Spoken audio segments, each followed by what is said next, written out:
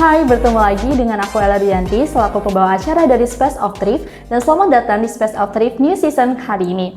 Nah, pastinya Space of Thrift kali ini gak kalah seru dan menginspirasi dari Space of Thrift episode sebelumnya, karena di Space of Thrift kali ini kami menghadirkan narasumber yang akan membagikan sebuah peristiwa yang dialami, di mana peristiwa ini merupakan peristiwa yang pastinya meninggalkan rasa takut dan trauma tersendiri bagi korban, dan kita sebagai perempuan sudah semestinya meningkatkan waspada terhadap kejadian ini karena dapat terjadi dimanapun dan kapanpun, yaitu pelecehan seksual. Oke, so sebelum kita lanjut ke sesi selanjutnya, aku mau memperkenalkan guest star kita pada kesempatan kali ini, yaitu ada Kak Zara. Halo Kak, sapa-sapa dulu nih. Halo. Oke, pasti teman-teman juga mau tahu lebih dalam nih tentang Kak Zahira, jadi bisa Kak Zahira perkenalkan dulu. Oke, kamera ya. Yes. Halo semuanya, nama aku Zahira Jasmine Ardandi. You can call me Zara. Aku hubungan internasional angkatan 2023. Oke, jadi Kak Zara ini merupakan salah satu mahasiswi di Unsud, betul? Baru masuk nih ya Kak ya. Dan sangat luar biasa sekali sudah mau dan bersedia hadir di sini membagikan pengalamannya yang pastinya bisa menjadi pelajaran bagi penonton sekalian. Dan di kali ini aku mau nanya dulu nih Kak, sebelum kita bahas-bahas selanjutnya, gimana kabarnya sebagai mahasiswa baru? Baik, I guess. Sudah mulai bisa beradaptasi? Udah mulai. Oke, sangat luar biasa nih ya.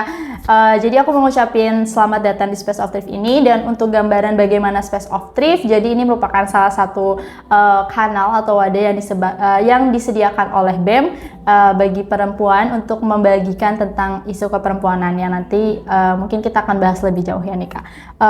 Dari sejauh ini kita langsung aja ya mulai ya Kak ya. Jadi seperti yang sudah aku bahas sebelumnya dan aku sebutkan, kalau di season kali ini kita akan membahas tentang pelecehan seksual, dan ini pasti sering banget dialami oleh perempuan Indonesia banyak ya Kak ya. Dan Kak Zara ini merupakan salah satu korban dari tindakan yang kurang menyenangkan tersebut. Mungkin aku mau nanya dulu nih ke Kak Zara. Apa yang menginspirasi dan memotivasi Kak Zara sehingga berani untuk speak up dan hadir di sini menceritakan mungkin nanti bagaimana peristiwa itu bisa terjadi, karena gak mudah menceritakan peristiwa yang tidak menyenangkan seperti itu. Oke, aku akan jawab. Yang pertama, aku ngeliat dari teman-teman sekitar aku, rata-rata mereka sebagai perempuan itu kalau misalnya mendapatkan kejadian gak mengenakan atau traumatis kayak gini tuh lebih milih buat diem, dan akhirnya mereka tuh struggle sendiri sama hal itu dan keulang-ulang sampai apapun, bahkan yang kadang suatu hal yang cuma nyenggol sedikit aja tuh bisa bikin trauma mereka kambuh. Jadi aku pengen nyontohin sih ke perempuan-perempuan yang lainnya buat speak up, buat berani. Jadi kalian kalau kena sesuatu tuh, ya aku tahu ini berat tapi kita harus speak up, karena kalau misalnya ini nggak disuarakan sampai kapan? Ya betul. Sebelum kakak datang ke sini, udah pernah berbicara tentang kejadian ini sebelumnya atau belum? Pernah sih, sharing-sharing sama teman kelas, sama perempuan lah, girls talk gitu. Terus ya sama saudara juga pernah. Apa respon mereka terhadap cerita kakak yang sudah dibicarakan? Anxiety, terus mereka malah cerita balik, mereka tuh pengalamannya apa. Jadi ternyata yang dapat kayak gini tuh nggak cuma aku, dan ini tuh ternyata udah menjadi umum ya di Indonesia. Dan karena aku juga wow, kok kayak gini malah dibiarin aja gitu. Dan justru dengan kakak mengajak berbicara, menceritakan pengalaman kakak, mereka yang pernah mengalami pun akhirnya berani untuk saling berbagi gitu ya kan. Oke, mungkin kita bahas sedikit lebih jauh nih ya Kak tentang peristiwa tersebut. Pada saat itu bagaimana perasaannya mengalami tindakan pelecehan seksual itu? Risih sih yang pertama, karena aku nggak ngapa-ngapain posisinya tuh. Ini langsung cerita atau sebelumnya aja? Boleh, ya sebelumnya dulu aja. Lagi nggak ngapa-ngapain, kayak aku tidak mengganggu, tidak menggoda, nggak ngelakuin apa-apa. Terus mereka yang kayak gitu, kayak what's wrong with you dude? Kayak ada masalah kah dengan dirimu sampai seperti itu gitu loh. I mean, kadang emang sih mungkin ada beberapa orang yang terpesona, tapi nggak segitunya lah. Bisa nggak bikin orang nggak risih, tahu batasan gitu. Oke. Menurut aku gitu sih.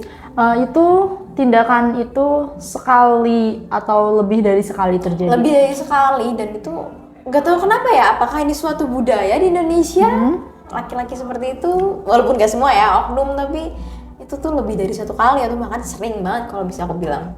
Awal mengalami kejadian kan lebih dari sekali ya.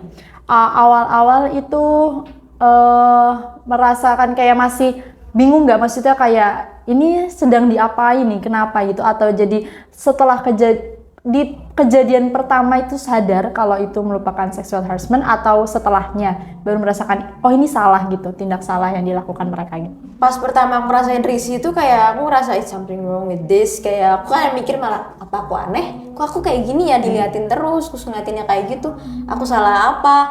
Terus aku cerita, sharing sama temen, cerita ternyata bukan aku yang salah, emang mereka yang seperti itu. Oke.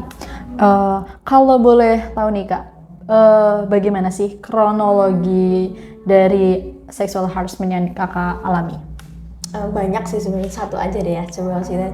Waktu itu aku lagi pagi, mungkin memang niat aku jogging sama teman-teman aku bertiga. Ini tuh OTW ke laut jalan gitu kan.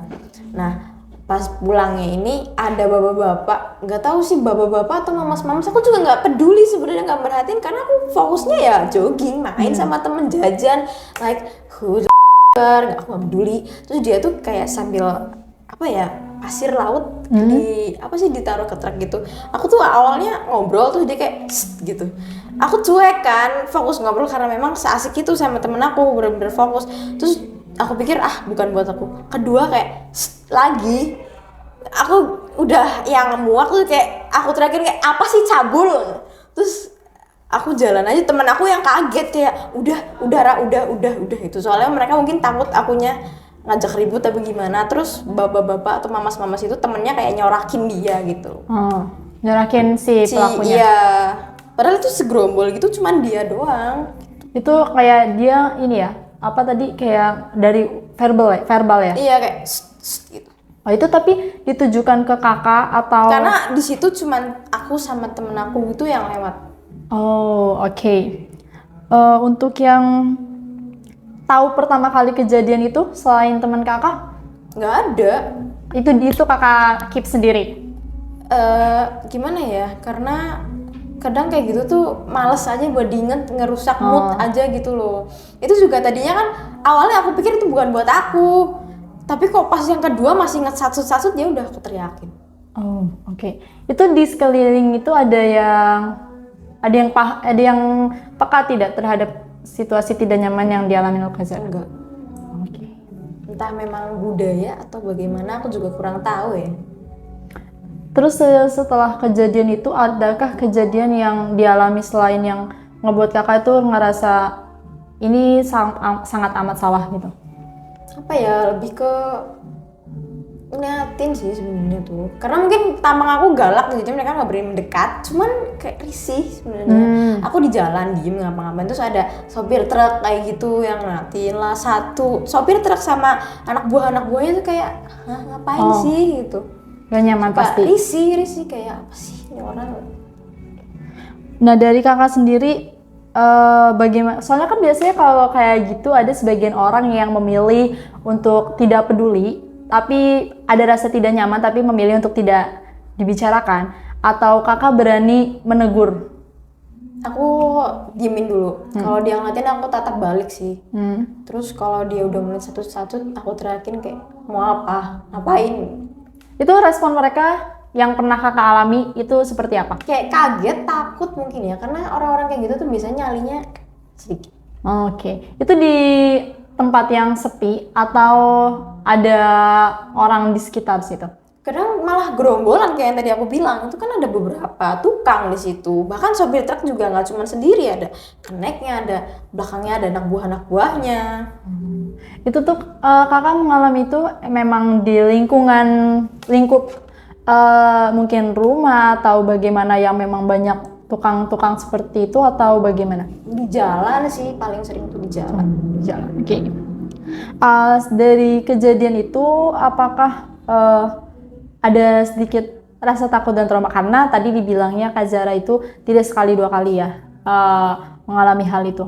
Itu bikin kakak ngerasa setiap ditatap itu jadi ngerasa kesel, takut dan lain sebagainya gitu atau gimana? Kayak kesel sih, marah kayak ih apa sih lo, apaan ngeliat kayak gitu, bisa nggak usah, maksudnya ngeliat boleh tapi jangan yang bener-bener tatapan apa ya, cabul mungkin bahasanya, kayak bisa nggak gitu, perempuan juga ada batas risihnya gitu. Kita juga ngerti kok namanya cowok ganteng yang good looking gitu kita tahu, tapi kita nggak bakal natap yang kayak ih gitu. Please deh, batasan tuh ada. Tapi jadi ada kadang rada rasa Kesel gitu. lebih ke kesel dibandingin takut karena sudah lebih dari satu kali. Iya, jadi kayak karena udah belajar dari pengalaman, kalau aku teriakin langsung ciut nyalinya. Tapi emang menurut aku emang kayak gitu nyalinya kurang sih. Soalnya gentleman menurut aku nggak bakal kayak gitu. Oke, nice, benar. Dari kejadian tersebut, gimana kakak berusaha untuk memberikan kekuatan nih kepada orang-orang di sekeliling kakak kalau misalkan mengalami kejadian yang sama, lawan aja gitu. Iya, biasanya pengaruh sih lawan gitu, nyalinya kecil atau enggak. Itu kakak gimana ngasih taunya? Iya, aku kayak lawan, ya sumpah lah lawan, percaya gitu. Tapi merekanya gimana ya? Mungkin karena di Indonesia masih banyak budaya patriarki lah, kayak banyak ya perempuan dari background keluarga yang berbeda-beda, jadi bikin mereka tuh susah buat speak up gitu. Jadi kalau mau bikin seseorang speak up itu harus dibenahi ke belakangnya gitu. Jadi nggak segampang aku nyuruh terus dia mau tuh, nggak semua orang berani. Dari kejadian-kejadian kayak gini, kakak pernah ngomong ke orang tua nggak? Kayak ketidaknyamanan gitu? Pernah sih. Terus bagaimana itu? Terus kayak mama tuh malah jangan terlalu berani kalau sama cowok. Nah, terus aku bilang, terus sampai kapan mau kayak giniin nih gitu loh. Cowok kayak gitu tuh di mana-mana ada, cowok cabul tuh di mana-mana ada. Mau sampai kapan? Kalau aku diam aja berarti aku secara nggak langsung mendukung dan menormalisasi ini dong. Kayak gitu sih. Terus mama aku yang ya kalau dia main tangan gimana? Kayaknya aku bilang enggak sih, Ma. Orang kayak gitu tuh nggak main tangan, stop di situ. Okay. Kalau dari segi itu dari segi mama nih. Kalau dari segi ayah mungkin? Aku nggak tinggal sama ayah. Oh enggak, oke. Kakak ada nggak anak berapa nih kalau aku boleh tahu? 1. Anak dari punya adik? 3. Aku 3 bersaudara, aku anak pertama. Cewek semua. Oh wow, sangat luar biasa. Itu kakak dari diri kakak sendiri nih, ada nggak sih kayak usaha untuk adiknya berarti umur berapa nih? Yang satu di bawahku 1 tahun, yang satu masih 4 tahun. Oh ya, yang bawahnya 1 tahun mungkin ya, yang lebih. Gimana sih cara kakak ada nggak nih dari Kak Zara sendiri usaha untuk memberikan pengetahuan bahwa hal-hal itu ada beberapa hal yang masuk ke sexual harassment dan bagaimana adik kakak itu harus menyikapi atau melindungi diri gitu supaya apa yang terjadi di Kak Zara itu tidak terjadi di adik kakak. Biasanya aku ceritain sih apa yang aku alamin yang pertama, terus aku ngomong kalau misalnya kamu dikeginin, kamu digigituin, kamu harus tahu ini tuh sexual harassment ya. Soalnya kan masih ada fun fact-nya beberapa orang yang mikir catcalling kayak gitu tuh bukan termasuk sexual harassment. Jadi orang tuh mikirnya alah biasa, padahal itu sesuatu yang nggak biasa dan nggak boleh. Terus akhirnya aku ya jelasin aja caranya ngadepinnya gimana. Cuman adek aku nih 180 derajatnya aku. Kalau akunya yang berisik itu diem banget anaknya. Terus karena aku kan misah sama papa nih, adek aku ikut papa, aku ikut mama. Background pendidikan sama cara dididiknya itu beda banget. Jadi ya gimana ya, kadang mau nyuruh juga tuh susah ya. Kayak kata aku dari awal tadi, kalau mau nyuruh orang speak up, mau nyuruh orang berani itu harus dari belakangnya lagi. Karena nggak cuma orang itu sebenarnya, dari pendidikan, dari keluarga, cara mendidik, macam-macam deh berpengaruh di situ. Oke. Dari yang aku lihat nih, Kak Zara sangat luar biasa ya, sangat amat kuat gitu ya. Nah, dari kakak sendiri mungkin bisa berbagi tips gitu ya, kayak bagaimana menyikapi situasi yang sangat amat beragam dengan lingkungan yang complicated dan gimana cara untuk ternyata dari kejadian-kejadian kakak, dari pengalaman-pengalaman kakak, justru itu membuat kakak bisa seatraktif seperti sekarang ini. Ya, aku cuman jadi sadar sih kalau misalnya aku tuh harus yakin sama diri sendiri yang pertama. Karena kalau kitanya takut-takut ngelawannya setengah-setengah tuh kayak kurang aja powernya. Jadi kamu harus bener-bener fokus ke power. Terus aku jadi termotivasi buat apa ya? Buat apa sih, kayak bikin power dari fisik sih, terutama karena aku pengen banget baca bela diri sih walaupun belum kesampaian. Jadi kepengen banget, dan ya balik lagi ke kita lagi sih. Kalau misalnya itu pilihan kita. Kalau kita milih diem ya nggak akan selesai, tapi kalau kita milih speak up mungkin struggle-nya lebih parah, tapi why not. Oke, mungkin aku mau bahas hal yang sedikit sering ya didengar oleh di kalangan wanita, bahwasannya ketika terjadi tindak pelecehan seksual gitu, pasti yang pertama kali disalahkan adalah perempuannya. Entah itu dicap yang tadi kakak bilang menggoda dan lain sebagainya. Dari sudut pandang kakak sendiri yang pernah mengalami hal gitu, dan mungkin dari teman-teman juga tadi ya, catcalling dan lain sebagainya, itu tindakan yang kecil tapi salah satu masuk ke pelecehan seksual. Itu gimana nih respon kakak dari sudut pandang Kak Zara? Kayak pede banget, emang oh seganteng apa gue goda-goda, idih gitu loh. Kayak kita dandan, kita pakai baju, kita wangi, itu tuh buat diri kita sendiri, bukan berarti buat kamu. Kayak seganteng apa sih lo gitu. Dan itu tuh salah sebenarnya, untuk bener-bener salah besar. Mindset ini tuh salah. Kayak apa-apa perempuan goda, apa-apa perempuan buat laki-laki. Emang hidup kita laki-laki? Enggak, please. Bahkan struggle sama diri kita sendiri tuh lebih besar daripada laki-laki. Like, oh my god. Ya mungkin karena mereka apa sih dipandangnya di masyarakat tuh lebih kali ya, lebih apalah, lebih inilah. Jadi mereka tuh pede, walaupun gak semua ya. Jadi merasa pede, merasa kayak cewek ini pasti buat aku gitu. Tapi kayak please lah, nggak semua perempuan itu kayak gitu. Mungkin ada emang oknum, tapi kan nggak semua. Dan rata-rata aku yakin kok perempuan itu struggle sama diri mereka.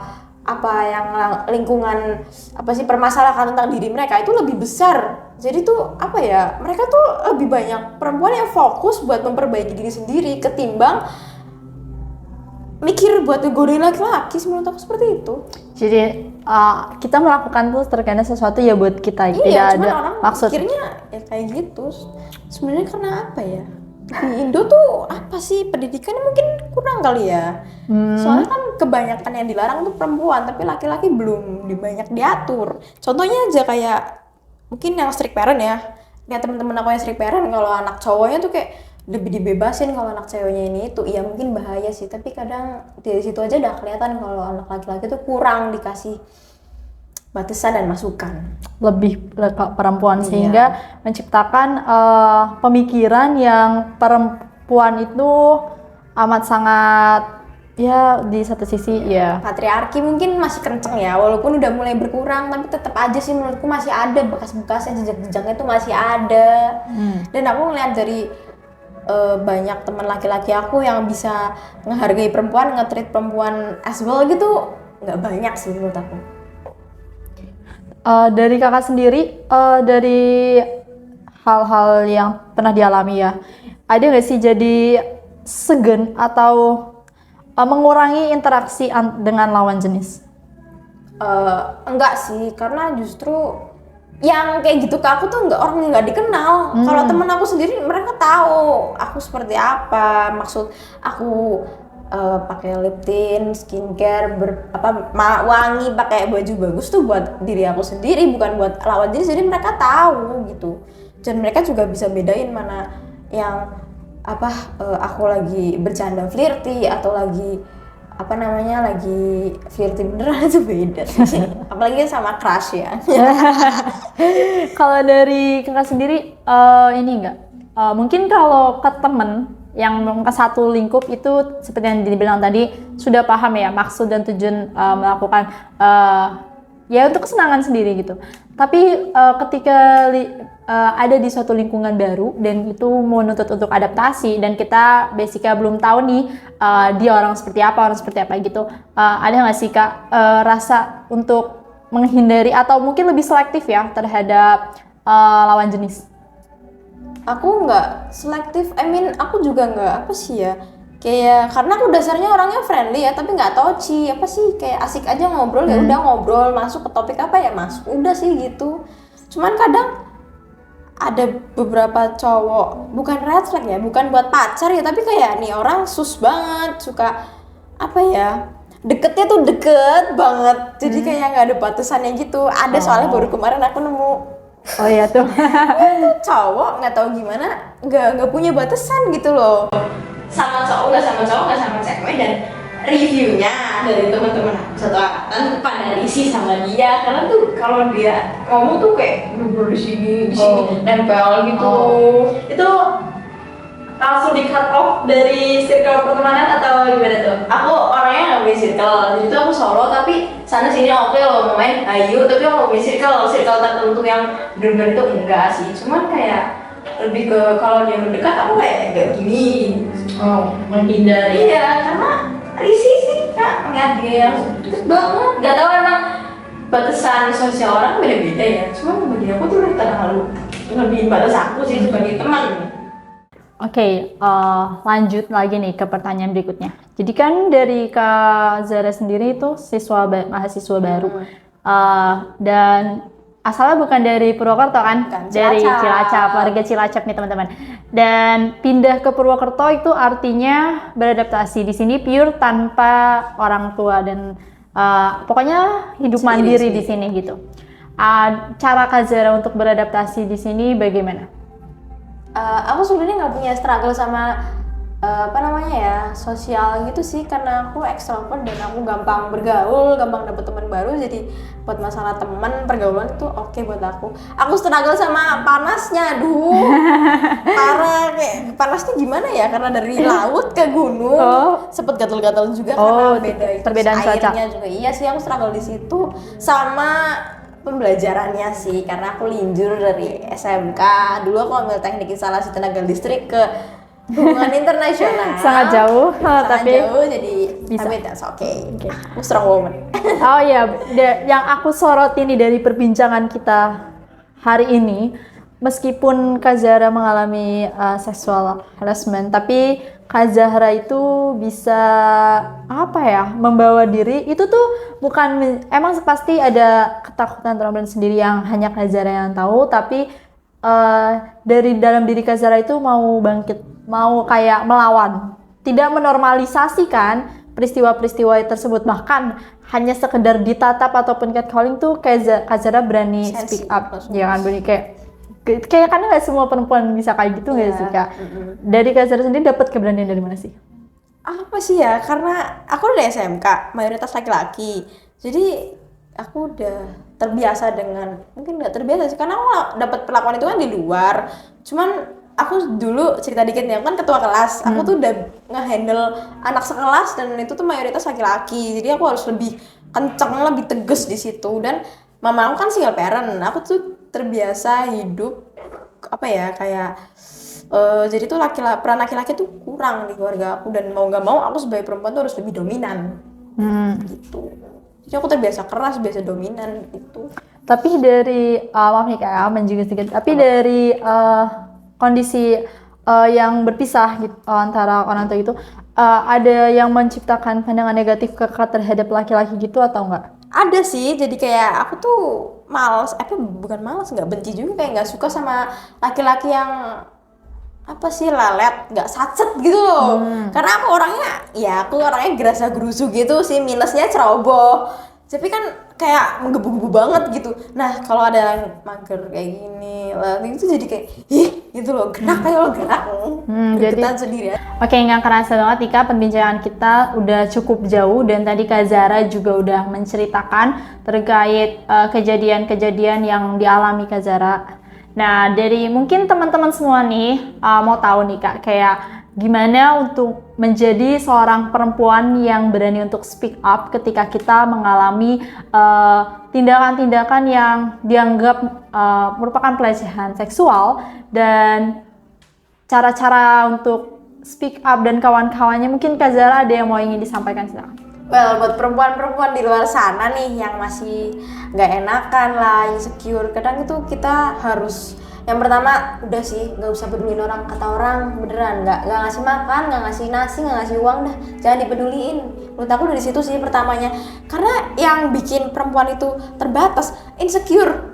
Itu tuh the biggest point of girl of woman yang bikin mereka tuh kayak terkungkum itu, karena mereka insecure, mereka nggak pede, jadi mereka menutup diri, nggak berani. Tapi kalau mereka udah yang masa bodoh, nggak peduli, ini diriku sendiri, mereka bakal ngelawan kok secara otomatis. Kayak jadi mereka punya insting sistem buat perlindungan diri perlindungan alami, kayak defense gitu, kayak ini diri aku dan aku harus ngelindungin ini, aku bakal memperjuangin ini sampai akhir, nggak mau tahu gitu.